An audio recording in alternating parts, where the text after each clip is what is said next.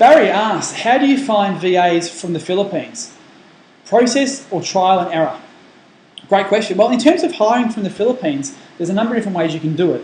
There's plenty of platforms like Elance and Odesk and stuff like that, which is full of Filipino people.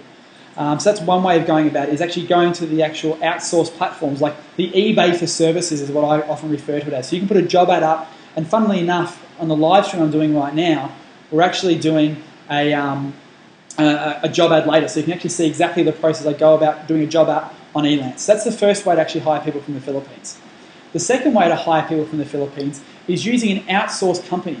There's plenty of Filipino-based companies that have been set up purely to do outsourcing for online marketers. So what you can do is actually Google places like outsourcing in the Philippines, and there'll be plenty of companies that come off that can do this for you. They've got a whole team of people who can do video, audio, transcriptions, article writing, and you can send them requests on a regular basis, and they just bill you based on what's required. So that's the second way to actually hire people from the Philippines.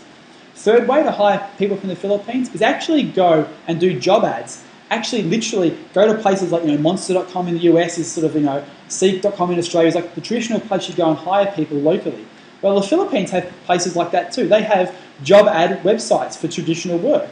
You can go and post a traditional job advert for an employee on these sort of recruitment websites, receive resumes and emails, and then go through the exact sort of process you'd normally do to actually go about hiring someone. So they're the three ways I would suggest you hire people from the Philippines.